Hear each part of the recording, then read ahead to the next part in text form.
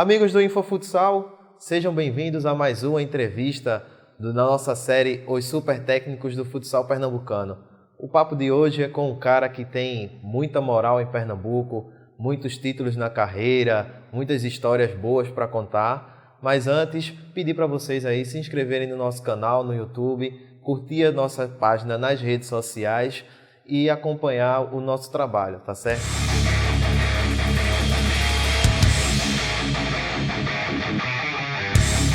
Choquito, seja bem-vindo à nossa série Os Super Técnicos do Futsal Pernambucano. E eu queria que você falasse aí o que é que o Choquito está fazendo no momento. Primeiro, agradecer a vocês o convite, me sinto extremamente honrado de estar aqui participando dessa série e de fazer parte desse rol, que não sei nem se mereço tanto, né? Mas a gente vai tentando dar contribuições ao esporte e especificamente ao futsal, que é a modalidade que eu não sei se eu abracei o futsal ou se foi o futsal que me abraçou, mas eu sou grato pelas duas possibilidades. Nesse momento eu estou atuando com ensino superior, né, na ACES UNITA, em Caruaru, na Universo, aqui em Recife, e na ESEF-UPE, que é a Escola de Educação Física da Universidade de Pernambuco. E também tenho participado de um trabalho de treinamento com o pessoal da ASEC, lá de Caruaru, que está disputando a Copa Pernambuco, categoria principal. Uma curiosidade, né? A gente passa na rua assim e fala, Choquito, aí você olha, mas eu acredito que o seu nome lá quando assina na sua identidade não é esse. Você pode contar agora para o torcedor pernambucano que tem essa curiosidade, qual é o seu verdadeiro nome? Meu nome é Fabiano Souza. Eu sou filho de seu Bartolomeu e dona Ednilda, irmão de Túlio e de Juliana, e nossos pais escolheram colocar em nós três nomes romanos, né? Então eu sou o mais velho, meu nome é Fabiano, Tadeu, porque eu tive alguns problemas, minha mãe teve alguns problemas quando do meu nascimento, e eu fui batizado na igreja de São Judas Tadeu, então em homenagem também ao santo, aí Tadeu foi agregado a Fabiano, que é o nome romano. Meu irmão, Túlio César, que é o nome de um imperador romano, né? E Giuliana, Giuliana, que é o nome de minha irmã. E agora você pode falar do apelido, né? A origem do apelido. Muitas pessoas perguntam, e essa história, na verdade, foi o seguinte. Eu estudava numa escola da rede pública e, num determinado momento da minha vida escolar, meus pais conseguiram um desconto para eu estudar numa escola da rede privada. Chegando lá, eu era muito pequenininho, até o segundo ano do ensino médio, eu sempre fui o menor da minha turma. E sempre gostei muito de jogar futebol. E chegando lá, se toma sol, eu fico bem pigmentado, né? E eu já tive cabelo, por incrível que pareça, eu já tive cabelo. Tomava sol, meu cabelo ficava bem claro. Também estou com esse problema. Bem amarelado, assim. Aí, num determinado momento desses, o pessoal mais velho que eu, maior que eu, escola nova, aluno novato e tal, querendo jogar, querendo ocupar o espaço que era deles, não me deixavam jogar. E aí me davam uns cascudos, eu começava a chorar, ficava chateado, não gostava. Num belo dia, o cidadão olhou para mim e fez, meu velho, você não vai jogar conosco, porque você, preto desse jeito, com esse cabelo amarelo que parece um Choquito, aí que não vai jogar. E você sabe, né? Naquele momento eu não gostei. Quando a gente não gosta de apelido, ele pega. E aí as coisas andaram desse jeito e daqui a pouco eu vi que eu não conseguiria vencê-los. Então, me uni a eles. Aí Choquito ficou, as pessoas começaram a me identificar e está até hoje. O Choquito, quando jogador, era bom de bola? Se você fosse treinador, assim, não, esse menino dá para entrar no meu time. Você acha que tinha condições de jogar em algum clube aí? Não. Do ponto de vista do futsal de Pernambuco, assim, eu não tenho nenhum problema com relação a isso, né? Eu sempre fui um atleta muito bom, entende? Assim, sempre fui muito dedicado, sempre gostei muito de treinar, de me cuidar, e até pela compreensão de uma deficiência do ponto de vista técnico da condição individual em relação ao jogo, eu procurava me cuidar em outras duas vertentes, que era de tentar compreender bem o jogo, que o meu treinador, que o meu professor me propunha, e ao mesmo tempo me cuidar fisicamente. Então, nessas duas outras vertentes, eu conseguia, de alguma forma, suprir um pouco a outra parte e contribuir nas equipes onde joguei. Mas eu não me selecionaria, por exemplo, como o Barão fez dos 10 melhores, né? Na Sim. pergunta do nosso amigo Baixinho. Eu não estaria ali nem entre os 100 melhores. Como foi a trajetória do Fabiano, atleta, se transformou no Choquito, hoje um técnico renomado em Pernambuco, conhecido também nacionalmente, porque você tem muitas histórias, já a gente vai falar delas, mas primeiro desse seu início aí como técnico para se transformar no que você é. A criança, quando ela começa a fazer alguma coisa, ela faz muito por imitação. Uma criança que ela vive num ambiente mais saudável, ela tende a também ter um comportamento saudável. Isso não é ciência exata, é uma tendência. E, de certa forma, eu tive isso na minha história, né? Na época escolar, eu me encontrei com um cidadão chamado Ricardo de Castro Mascarenhas, na Academia Santa Gertrudes. Eu olhei para ele, a maneira como ele nos tratava, a maneira como ele lidava com as coisas, eu disse, caraca, eu quero ser igual a esse cara na minha profissão, é essa profissão que eu quero. E a partir dali, nós tínhamos na escola uma organização dos Jogos Internos que levava os alunos do ensino médio a participarem da organização, inclusive a estabelecerem a preparação dos alunos das idades menores.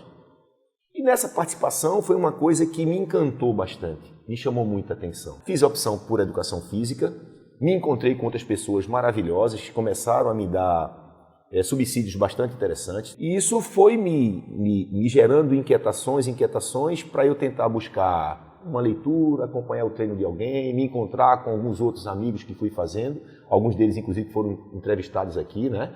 Essas situações acabaram sendo combustíveis para que essa construção pudesse estar onde a gente consegue estar hoje, ou pelo menos imagina que está.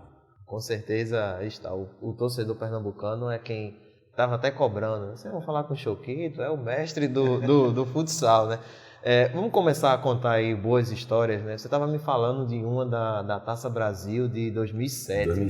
Que parece que um time lá de Santa Catarina que tinha alguns jogadores acima da média, né? Saiu atropelando todo mundo, pelo amor de Deus. Mas enfrentou um time pernambucano e não teve facilidade, né? Como foi essa história? O professor Marco Melo, que era o nosso coordenador e tentava dar a melhor condição possível para a gente trabalhar, ele dizia, Tchê, se nós vamos sair daqui para jogar lá e a nossa condição ela é inferior à dos caras, que a gente, se for para perder, perca de uma maneira diferente. Então a gente tentava gerar sempre uma estrutura diferente de jogo para a equipe, para que a gente chegasse lá e pudesse, de alguma forma, surpreender os caras, para que eles não nos encontrassem sendo mais do mesmo. Fomos nessa Taça Brasil, passamos pela fase zonal, nos classificamos. A fase zonal foi disputada em Sergipe, né? Saímos em primeiro, a equipe do Moita saiu em segundo. Nessa caminhada foi a última edição de Taça Brasil com 14 equipes. Então eram 2 chaves com 7, onde você tinha que fazer todos esses jogos num intervalo de 10 dias. Mas 10 dias era a competição toda. Nós fizemos os jogos, na nossa chave estavam 3 equipes de liga, Carlos Barbosa, Petrópolis e o Comari Teresópolis, que inclusive era o sede. Foi a nossa última partida. Aí nós montamos uma logística, disse, olha, a gente tem que ganhar contra os outros 3, que são meros mortais como nós.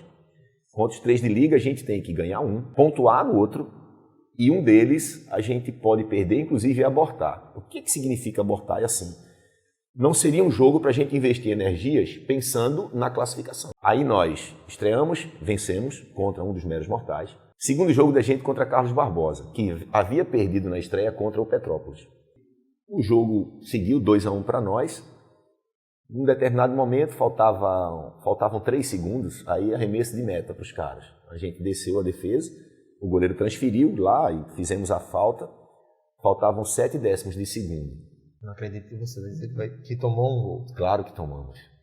Tomamos o gol 2-2. Reginho depois foi para Carlos Barbosa. Eu acho que aquele gol ele facilitou em função do contrato que viria a acontecer. Tá explicado, né? Mas aí, assim, dentro do contexto, o empate foi, assim, uma ducha de água fria. Mas para a competição, não. A gente foi ao pódio de uma Taça Brasil num nível extremamente elevado, né? E a gente considera isso, não só eu, né? Eu tenho certeza que todos os outros colegas, a gente considera isso uma conquista, pela disparidade de estrutura na categoria principal. E aproveitando esse gancho aí de Taça Brasil, o último clube aqui de Pernambuco que conseguiu grandes feitos na categoria adulto foi o Tigre de Garanhuns. e que o técnico era o Fabiano Choquito, né? 2009 e 2012. em 2012. O título não veio, mas uma decisão, por exemplo, vocês perderam nos pênaltis, né? Verdade. Como foram esses resultados aí que vocês conseguiram? Uma coisa que a gente sempre fala, não é? Conversava com o Luiz Cláudio em alguns momentos e em papos com outros colegas, com o Baixinho mesmo, né? Com o Netinho, que a qualidade do atleta pernambucano ela é absurda. Neto falou isso aqui nessa série. Tu vais olhar as equipes de liga, todas elas estão recheadas de pernambucanos. Tu vais olhar as equipes que ganham Liga Nacional, as equipes estão recheadas de pernambucanos. Tu vais olhar boas equipes espalhadas pelo mundo, pelo planeta futsal, você vai encontrar atletas pernambucanos. Entendeste? Você vai encontrar atletas pernambucanos, inclusive, jogando competições mundiais e representando outros países. Então é um celeiro absurdo.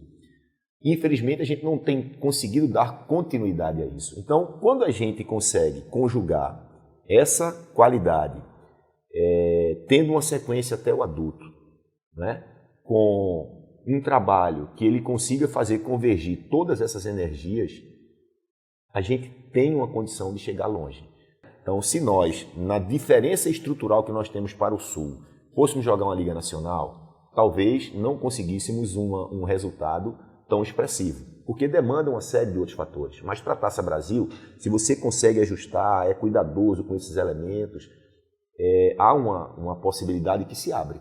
Entendeu? E foi muito isso que aconteceu, na verdade, nesse quadriênio, né? Entre 2009 e 2012, porque nós jogamos nessas 4 temporadas a divisão especial, conseguindo 2 pódios, um vice-campeonato em 2009 contra Carlos Barbosa, um terceiro lugar que perdemos a vaga para o Joinville, o time da casa.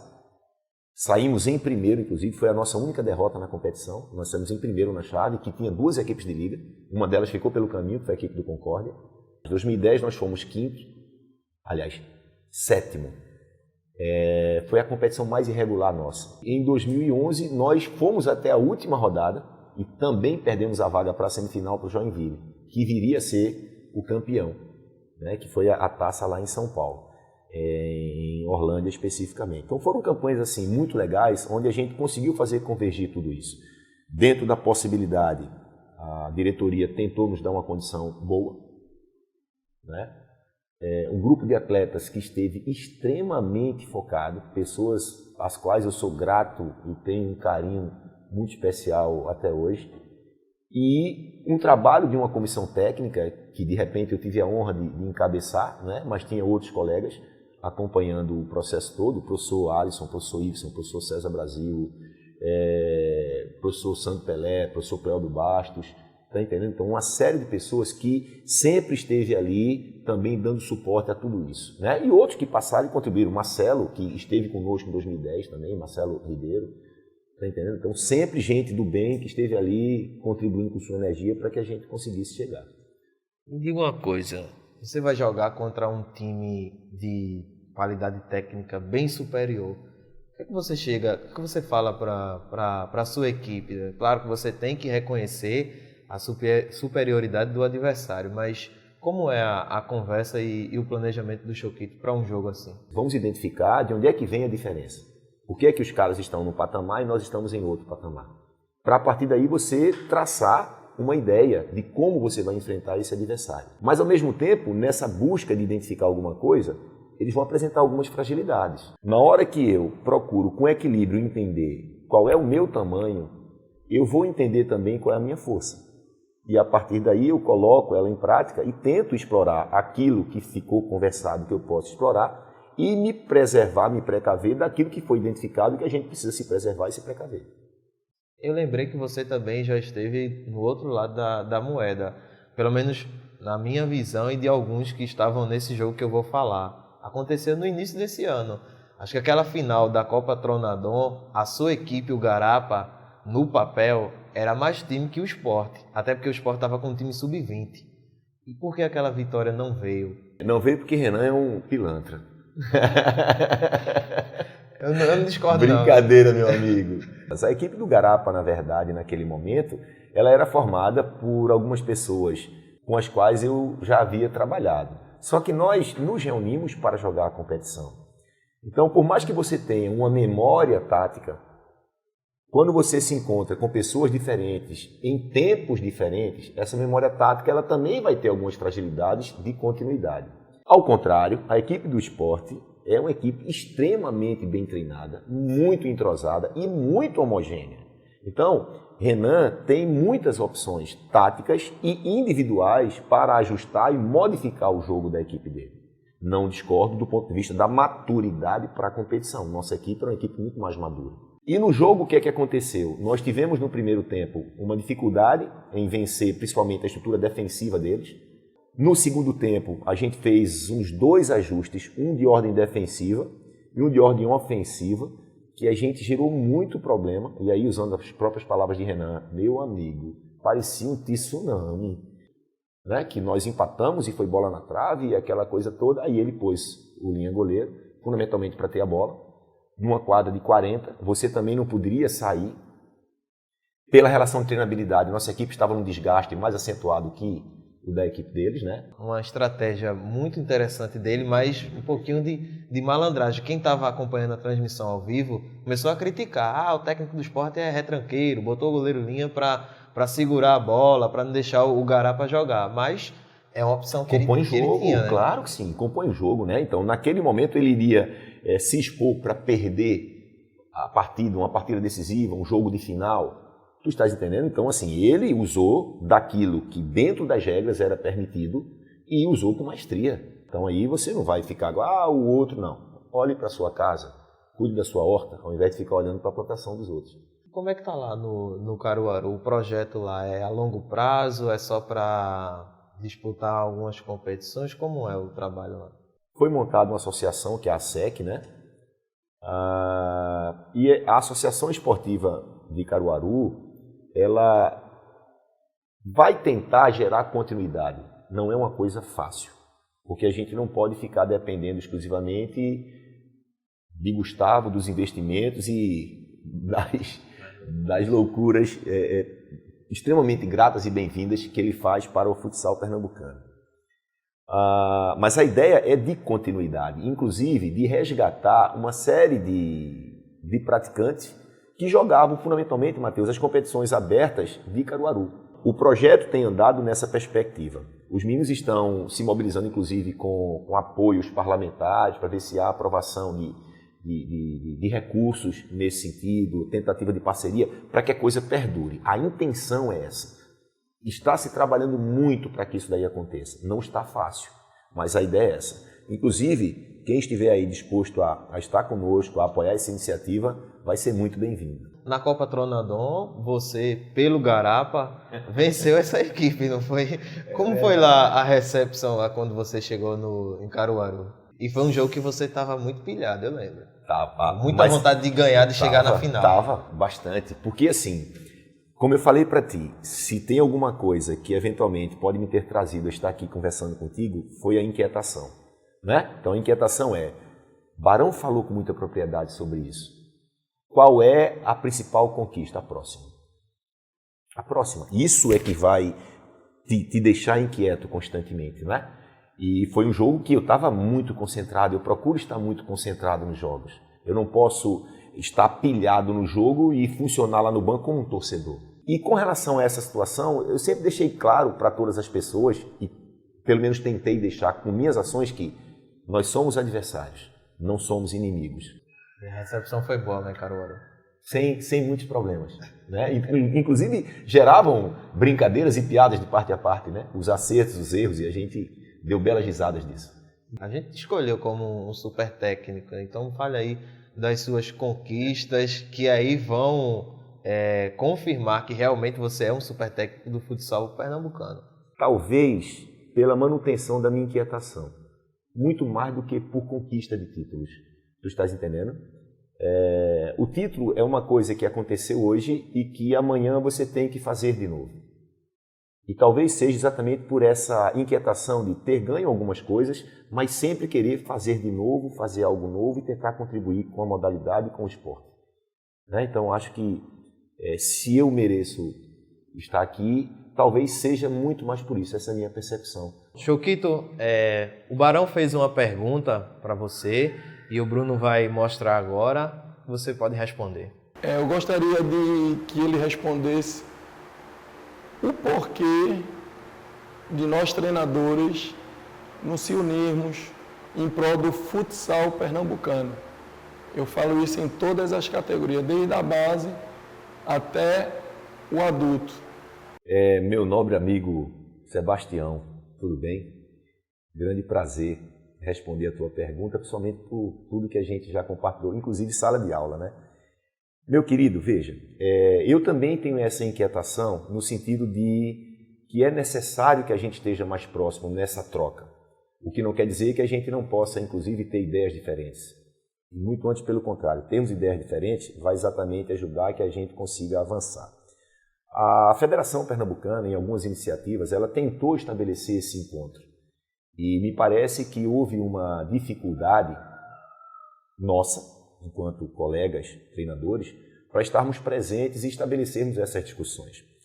O que eu vejo é que a gente precisa agora, já que essa ideia, essa inquietação tua, ela é compartilhada por outras pessoas, de ter esses momentos, né? Então, talvez chegarmos à federação novamente e conversarmos para o ajuste de, em um determinado momento da temporada, onde haja pelo menos a disponibilidade da maioria dos treinadores, para a gente sentar e começar a dialogar num fórum oficial, institucional. Porque aí essas ideias, elas ganhariam corpo e já estariam no espaço de direito para daí serem aplicadas, que é a própria federação, que é a gestora da nossa modalidade em nível clubístico.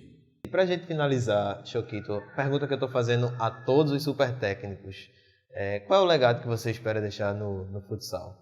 De a gente entender que a gente trabalha com o maior fenômeno recente criado pelo homem.